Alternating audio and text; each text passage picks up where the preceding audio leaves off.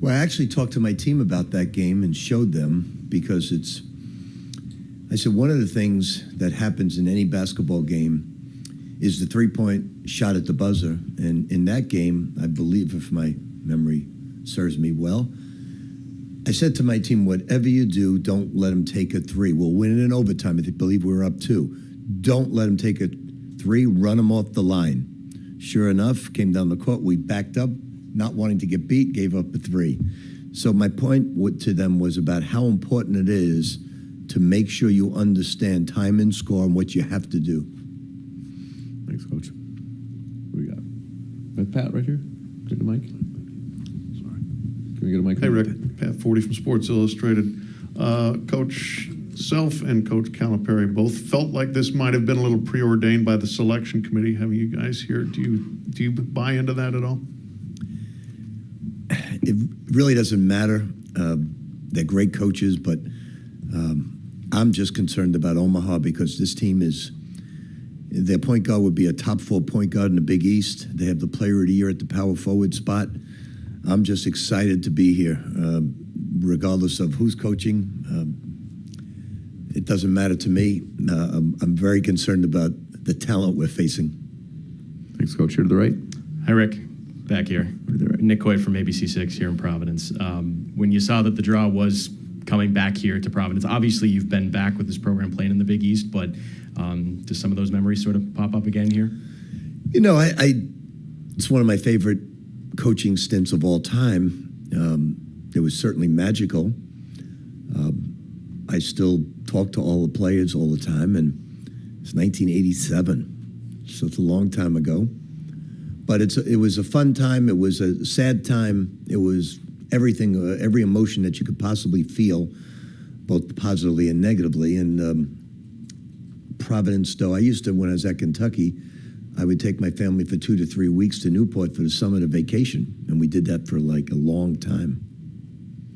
Thanks, Coach. Here, front left. Hey, Rick. Welcome to Providence.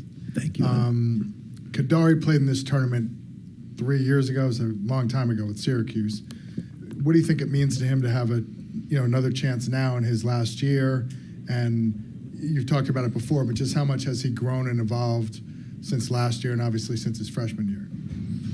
Well, I don't know anything about his freshman year, but he has grown just this year from a good practice player to a great practice player, in great shape, terrific basketball player.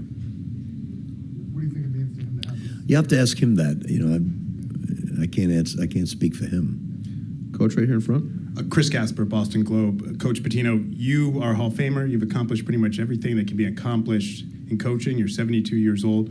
What keeps you motivated at this point? Why do you want to keep doing this? What do you have to prove? Well, first of all, I've been blessed for a long period of time. 50 years of coaching, 50 plus years of coaching. And I think I look at it this way. I don't know if God will bless me with 2, 3, 4 more years, but if he does, I know it's going to stop. So why not have a blast? Why not get the most out of it? Why not laugh, have fun, get great experiences? Because, you know, in the early years, it wasn't like that. You know, it was, you're trying to move up the ladder. You're trying to accomplish certain things collectively with the team, yourself. Now I don't have to move up the ladder. I don't have to look for another job. I don't have any dreams of coaching elsewhere. So it's just fun.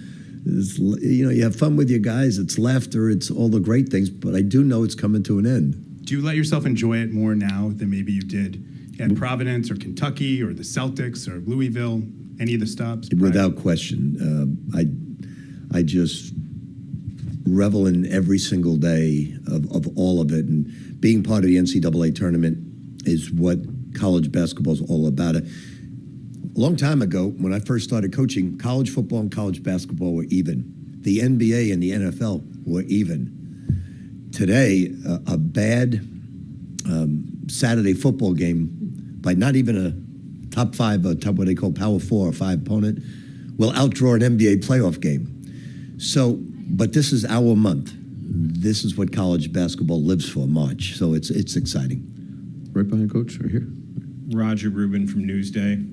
Hello, Roger Rubin from Newsday. Rick, I know that you've talked to us a little bit about trying to recreate the tournament experience in your last 4 games, and that there isn't that much NCAA tournament experience. But with players like Smith and Scott, and a lot of them, but they've been trying to get to the NCAA tournament for their whole careers. Smith and Scott, it's their last chance, and they finally make it. Is there some measure of reward for you that you brought them in here and they're getting it? Without question, to go through a career and not be part of March Madness is really difficult for any athlete, especially at the major level. So for these guys to see Madison Square Garden packed, and they're not from New York, they don't know what Madison Square Garden really is about, and then to experience that the entire year, to win the Big East, to win the Big East tournament, sold out Madison Square Garden, louder than I've ever heard it, even as the Knick coach, was an amazing feeling for them. And now they get to experience March Madness. And, it could be RJ's last year, too, for him to experience. He's never experienced it. So it's wonderful for them. Right here in front, Coach. Zach Brazil, New York Post. Rick, how do you get the guy? Saturday was such a high, was such a obviously incredible night for you guys. How do you get them to move past that and refocus, knowing, you can't afford slip-ups, you can't afford a slow start, that this is now it? Well, I think you have to look at the whole body of work the entire year. I don't think that, when you lose 4 games by a total of 7 points, you're bringing it every night. I think there's only one game the entire year that I was just a little disappointed in our performance, and that was, I believe, at the win at Butler. Outside of that, they bring it all the time. We've been behind a lot. We never panicked. We just get on to the next play, make the comeback, and do a lot of good things. So I don't think that's any concern of mine at all. Omaha's more of a concern than that. Thanks, Coach. Right here to the left. Rick, you mentioned this being fun, and does the fact that you went through what you went through with the Celtics and then came back, does that make sort of going through the changes that college basketball and college sports are going through, do you have a different sort of appreciation and maybe less frustration than some of the coaches that are trying to adapt to it because you went away and came back? When I went away to Greece after being fired, anytime you get fired, it's a traumatic experience. But even more so, what I went through, it's more traumatic. Felt a little betrayed in a lot of different areas. But then I took off for Greece by myself. I've never been to Greece, didn't know the EuroLeague, didn't know anything about it. And I stopped hanging my heads that night because I had a coach against Cheska. And then I had the most wonderful 2 years from a learning experience of my life at 65 and became the Greek national coach. And I look back on it and said, there's always a silver lining in every cloud. And you've heard that expression many times. And for me, it was a major silver lining. It rejuvenated me. It stopped me from being bitter at all. It just said, let's get on with it. It's just adversity. And adversity, you can look it square in the eyes and just piss all over it if you're smart. So don't hang your head. Just pick yourself up, get on, become the best EuroLeague coach you could possibly be, and move on. And then I came back and tried to be the best coach in the MAC conference I could possibly be. So it's been fun. It's been a blast. Thanks, Coach. Right here in the middle of the right. Rick, Kevin Connolly, Storm the Paint. You've talked in the last couple of weeks that the regular season was phase 1 and the Big East tournament was phase 2, and now the NCAA tournament is phase 3. Is there something you need to see different from your players, whether it be their intensity or their focus, to be as successful in phase 3 than they were in phase 1 and phase 2? I just hope they play like phase 1 and phase 2. The one thing I will say about our team, and it's exciting for me, is the improvement. Remember, you guys mentioned somebody mentioned about RJ being a 3-star athlete, and here he is, a second-team All-American. He's first-team All-Big East. Zuby is a non-player at Kansas. Now he's first-team All-Big East. So that's obvious, but I see tremendous improvement in Ruben Prey, in Vince, and in Lefty. So that's exciting for me to see the guys that don't get all that publicity really improving and getting a lot better. Coach, back left here. Yeah, Chuck Culpepper from the Washington Post. I think this is tournament game 76 for you, maybe, and I wondered, while we're here talking about long resumes and mining your memory, what's in there about let's see, Boston U versus LaSalle at the Palestra, I believe, game 1. It's funny because Pat, Chuck, it's like 30 years ago they were covering, and feel like I'm 100, but yeah, you know, I go back so many years in those first rounds, and you look at it. I know I was in Omaha's shoes right now, but they're really, really good, and there's very little difference there. Back then, there was a lot of difference between the upper level and those teams. Today, there's not a whole lot of difference. You may look at because you don't know them, but then when you watch film and you say, that point guard, he could be one of the premier point guards in the Big East. That power forward, hell of a basketball player. So it's come where the teams that aren't they're not a 1 seed, not a 2 seed, 3 seed, but they can flat out play. So you look back on those days of the Palestra or being at BU, and you're going against, there's only one coach I really considered a rival in my whole career. And I've been blessed to coach against Frank McGuire's last game, coach against Dean Smith. There's only one coach I had a strong rivalry with. And today I respect him as much as anybody in the game, and that was Jim Calhoun. We hated each other, BU and Northeastern hated each other, and there were 300 people at each arena. He goes on to coach at Connecticut, I go on to coach at Providence, and we hated each other there as well. And today I don't think I respect any coach in the game as much as I respect Jim Calhoun. So looking back on it, it was really funny at that stage of BU versus Northeastern. Thanks, Coach. Going all the way back here on the right. Anthony Evangelista, ESPN Charlotte. Do you feel like your team has played its best basketball yet, or is there another level to reach for the Johnnies? Well, in order to get where we'd like to go, we're going to have to improve. There's a lot of great teams out there, and in order for us to beat Omaha and keep on moving on, we're going to have to improve. Right here with John, Coach. John Fanta, Fox Sports. Rick, along those lines, when you think about the improvement of your team, it's nothing new that your group evolves throughout the course of a season. You've said before that this team has defied certain laws of the game. How much do they make up for it, and in what ways do they make up for all that?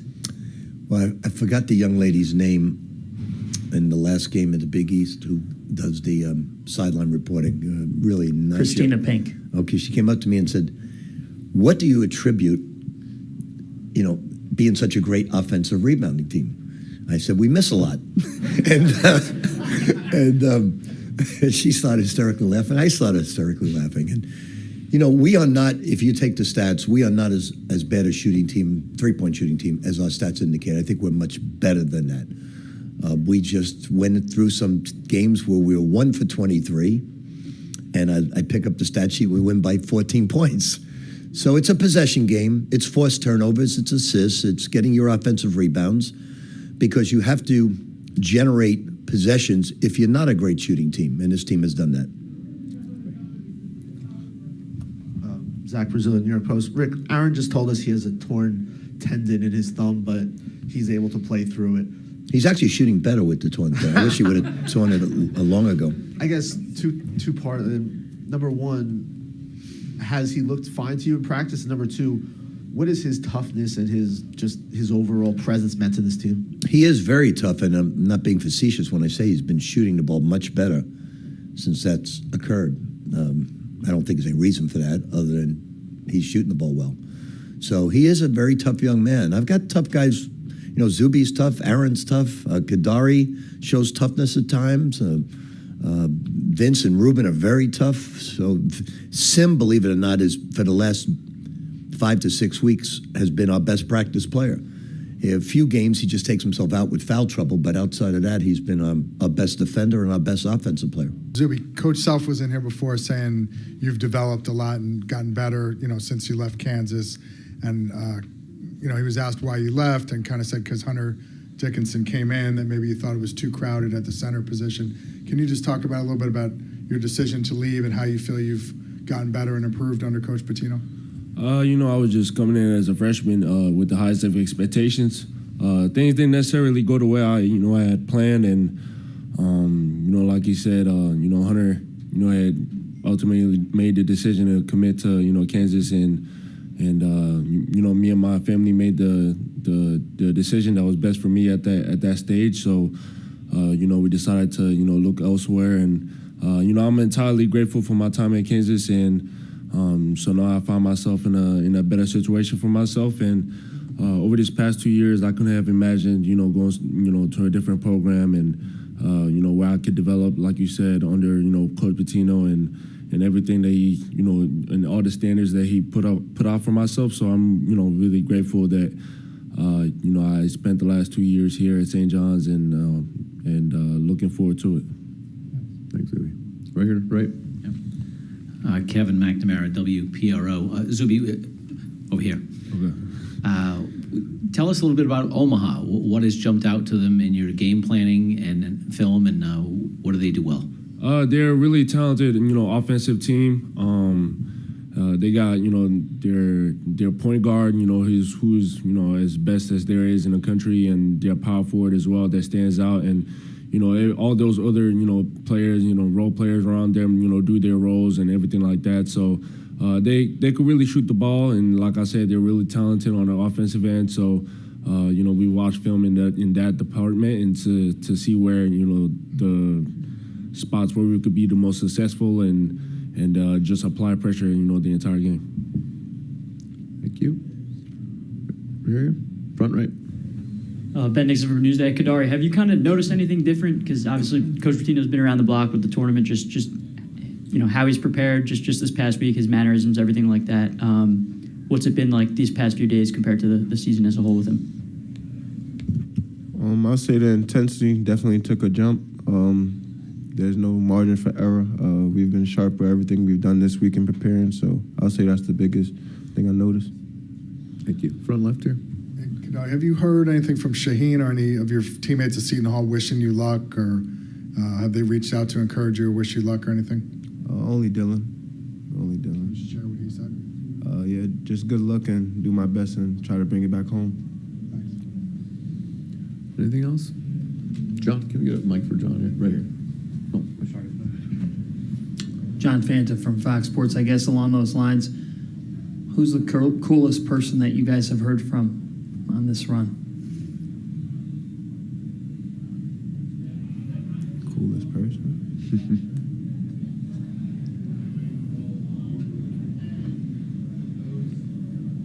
Walter Berry? Well, he's pretty cool. Yeah. I was thinking, in the Jimmy Fallon realm, if any other New Yorker had, given you guys good luck. I saw the Yankees, the Mets. As a Brooklyn guy yourself, like what's the meaning of that, to see all the New York sports teams be like, hey, St. John's is one of us too?